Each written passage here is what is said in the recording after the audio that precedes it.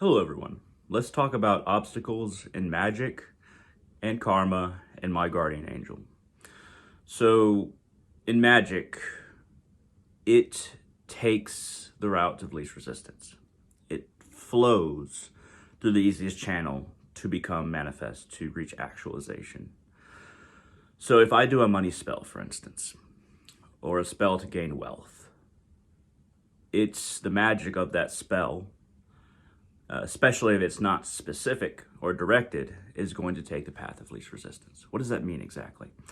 So if I do the money spell and I'm not incredibly skilled, or I'm vague, or a lot of time Magick just takes that route regardless. But if I do a money spell and it can manifest a number of ways. It can manifest in my boss calling me saying, hey, we need somebody in this day. It turns out I messed up the schedule. Can you work this day? Extra hours. Get more money. It can also manifest by you just finding money in the street, on the road. So that's kind of what everybody wants. Most people don't want Magick with with qualifiers. We always think of money just popping up in our wallets or popping up in our bank account. It's not usually how it works. In some cases it does, but Magick always takes the route of least resistance. So think of reality itself as a collaboration of resistances to our individual will or what we want to manifest. Magick is creating channels with the possibilities that exist and trying to create new avenues. If we don't understand we're creating those avenues, it's going to take the path of least resistance, and a lot of times it'll do that anyway. With a money spell, it might also manifest with me just finding a little bit of money, or some extra money that I had lost, or it's, best case scenario in a lot of people's minds, new job opportunity, or a raise, something like that. If I was going to do a love spell, Magick would take the route of least resistance. So somebody I know at work or in life might suddenly take a romantic interest in me, or be interested in, or start talking to me, be enamored with me for some reason. But it's going to be somebody you know in your life. It's not just going to, in some cases, you might just randomly meet somebody, but it's going to be through the path of least resistance. So it might be through people you know at work, or it might be through an old fling that contacts you again. That might be the result of a love spell. We always imagine just somebody will just pop out for us in a love spell, but that's usually not how it works. So with Magick, Magick is the endeavor of trying to create new avenues, or creating or having a potentiality increased in likelihood, and we still have to look for those opportunities. If we don't look for those opportunities, it's unlikely that the Magick is going to do everything for us. We still have to look for those opportunities, even when we're doing Magick. If we don't see those opportunities, if we don't take advantage of them, then it won't work out the way that we had hoped. So karma is a little bit different, because karma is very much we create every action is directing. We have a general flow, a river of our karma in our lives that's flowing in a general direction. It's flowing in a specific direction by itself. Now, the actions that we take creates new channels for that river of karma to kind of bend this way and that way, take a new route, create a new stream, if you will, or completely, if we do big actions, take a completely different route, damming up the river and creating a new path for the river to take. So with karma, it's almost like we create our own obstacles. A lot of the time, our actions will have negative consequences and positive consequences. The positive consequences kind of clear up the flow of karma and allow it to flow where we want it to. We don't really know if an action, even an action with good intentions, is going to reap a positive or negative result. So a lot of time we have great intentions, but it doesn't work out. either because we didn't do something right, or we didn't think things through, or there's just another X factor that we did not take into account. So the mind is also like that. But back to karma for a second. So karma, from previous lives, we have this way that everything is going, but our actions in this life can divert it to various reservoirs or different streams of increased potentiality. Perhaps there's a small potential for us to become very popular, for instance, or rich. Perhaps there's a small like inlet off of our regular karma, that there's a little bit of energy going that way, a little bit of karma going that way. But doing actions in this life that divert more of that possibility and more of that our karmic energy into something that we wish to manifest that's already in potentiality is how we best work with karma. And some of the negative actions that we can take can really divert the whole river itself. That's one thing about karma. We trying our best isn't just about trying our best. It's about actually preparing, researching, trying to figure things out. Things won't just happen for us unless we make them happen. We can say, okay, it wasn't in my cards, so I'm where I am. This is where I was supposed to be. If things are meant to change, then God will make it happen. So God becoming everything. My understanding of God, what God is, not necessarily a guy in the clouds or somewhere else that's looking down and changing things. Even mercy from the source, grace, will take the path of least resistance. Nothing's just going to happen for you. You have to research, try to figure things out, look at your life, see what you did in the past, see what you did wrong, see what you can do better in the future. Preparation before anything in life is vital for even some of that grace to reach us, some of that mercy. Because things don't just happen for us unless they were already in the cards from previous actions in previous life, or perhaps something that we did previously in this life that we didn't realize would be what the result would be. I like the phrase that God helps those who help themselves. It can annoy people of many types, but the phrase stands up because we have to make our own lives. God just doesn't, the source, whatever you want to call it, spirit, doesn't just say, okay, well, that's enough time doing that or thinking that or being that. Now it's time to be something else. No, we are responsible for everything that happens in our lives. We have to make things happen. If we don't, they will continue on the regular course, and we will either keep on being miserable, or keep on being happy, depending on if we're miserable or happy, or fulfilled, or if our life is going the way that we want it. So the mind is also like that. The mind is, thoughts take the path that has been established. So the mind is kind of separate from karma in a way, in the sense that everything that we think and we focus on, it's something that we allow our mind to happen based on previous experiences, based on previous habits.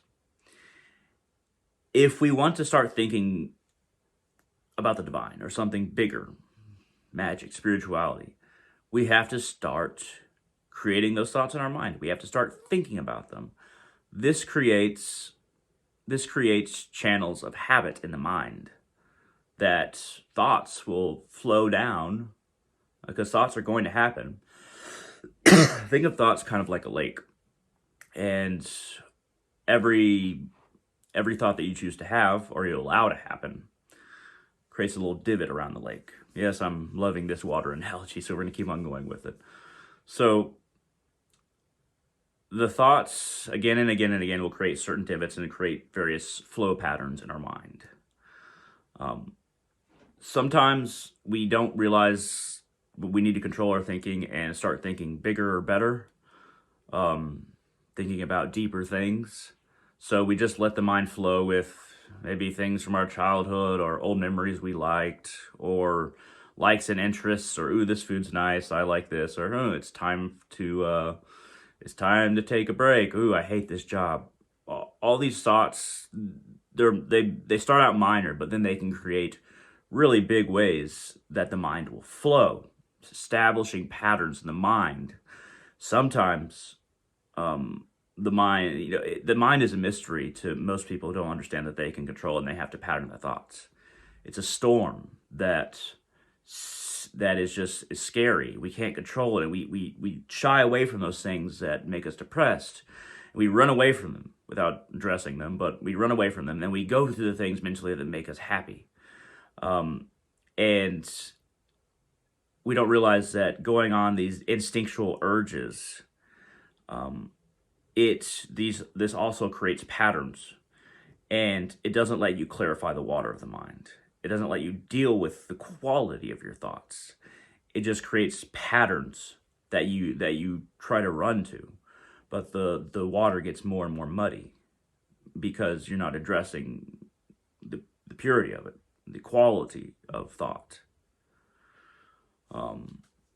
So when it comes to the mind, if we create certain patterns, like for instance, with me drinking, I've been drinking a lot less recently, but the patterns of thought of like, ooh, it's time to get off work, time to have a drink, or oh, I worked all day, I did all this stuff, I deserve a drink, or maybe I'll just have one drink, or how about another? This is the mind running through previous patterns that you've established. They started out little, then they got bigger and bigger, and now it seems like we can't get away from drinking after work or having another drink. We can't control ourselves. We don't know why we can't control ourselves. We're so impulsive. Or are we so impulsive? Why do we keep on doing it? Why can't we control ourselves? And eventually the excuses run out, and then you just follow the pattern and you don't even think about it anymore. Sometimes when these patterns get set in the mind, there are even patterns of depression and sadness. Being sad because a feeling of emptiness when you're all by yourself, even, or sadness about the situation in your life. If we don't act upon these patterns of thinking, then they'll just keep on flowing down those little divots that started out as little and they got much bigger, going all these different routes. We don't know why, but we're not checking the quality of the water and the patterns that we've established previously by our thinking. Now let's talk about, before we run out of time here, let's talk about my guardian angel. So this is going to be a little bit, I'll probably talk more about this in the future. I have in the past. So I'll have conversations with my particular guardian angel. I call Archilite in my head. Reminds me of how Socrates, I didn't realize this so much later, but reminds me of how Socrates, when he was on guard duty, he'd be very bored. So he decided to use his mind. He started asking questions. He would talk to his daemon, which kind of meant spirit or guardian spirit for Socrates. And he would just ask questions about everything. His life as well as, why do I do this? Why do I do that? But also just the nature of existence. Why is that the way it is? Okay, I came up with that, but is that the truth? What am I overlooking? Is there something wrong with culture? What is how I grew up affecting how I view things? Is there a possible way for me to be an individual? Things like that, he would think. My guardian angel Archilite, often I envision this in a room. He's kind of in the corner a lot of time, arms folded. And I think I know a lot about history, so I'll have a globe in the center of the room. He'll just spin the globe, and it'll be like, Mongolian Empire. What's your thoughts on Genghis Khan?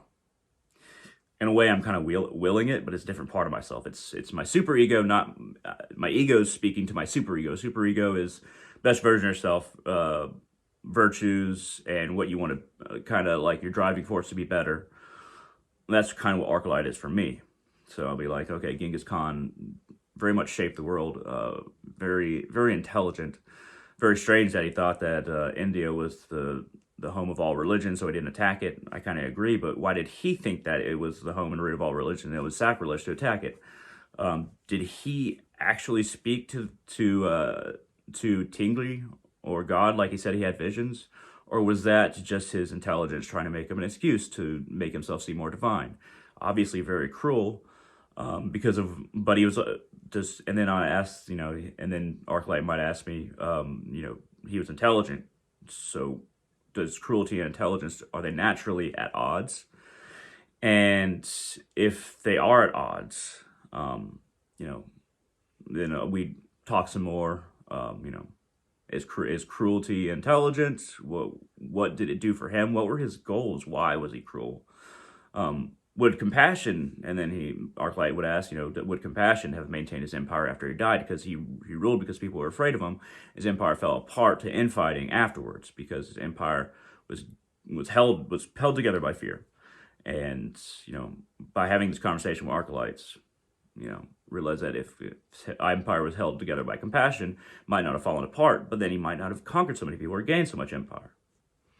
And he's like, okay, done with that, spin the globe again. Napoleon, revolutionary France. I'll be like, okay. Ancient Rome, the French Revolution followed the pattern of republic, and then empire, republican, then imperial Rome. Seemed to happen over a long time for the Romans. Directly after Caesar was assassinated, others tried to become emperor. Why was that? They originally aligned because they didn't want an emperor.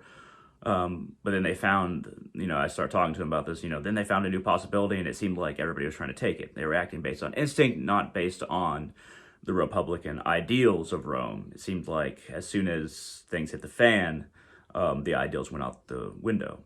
Is the United States like that? Have we ever had some kind of ideals? He might ask me, Arclight would ask me. And then, he'd be like, okay, remember, we're talking about Napoleon. It's like, okay, yes. So he, Imperial France, it seemed like he went from being in favor of the Constitution to being an emperor very quickly, going through the process that Rome went through in 1,500 years in about 10 years or so. Why didn't people see the pattern? Was it ironic, Napoleon? He was obviously very, very intelligent. How come he couldn't overcome that? And then Arclight might ask, did he hold to his ideals? What were his original ideals? Was he convinced by his ideals? And then I would talk with him more about that. So we talked like that for a lot today. But he might might spin the globe, or he might hold up a map of what I think the multiverse is and ask me about different realms. And if I find a place where I just don't know anything about, I'll be like, I need more information, I don't know. And then he might go on to another topic. So you can have this part of yourself that questions you about things that you know. It doesn't have to be history like I just mentioned. It can be about your life. It could be about spirituality. How would you explain God? What's your best version of God? What is spirit? How do you see yourself as being a part of the cosmos? Is everything connected? You can have a part of yourself asking these questions when you hit a roadblock, when you hit an obstacle of something you don't know, or something that really confuses you. It's something that or just stops your thinking altogether, where you're just like, I don't know, and then you just zone off. That's usually when you hit an obstacle that you need to figure out, why did you hit that obstacle, especially if you're talking to your guardian angel about your life. Don't just zone off and just go blank. Be like, okay, if you do that, be like, okay, that question that I was asking myself is one that I really need to answer. So you can talk to your guardian angels like that. It can be done, once again, doesn't have to be about history or spirituality. It can just be about your life. And try to understand that the guardian angel and the judgmental part of yourself are different parts. The guardian angel can just ask questions, not necessarily judgments. The judgment part is a decayed, decrepit, putrid part of your ego that wants to judge you. That's not quite what the guardian angel is.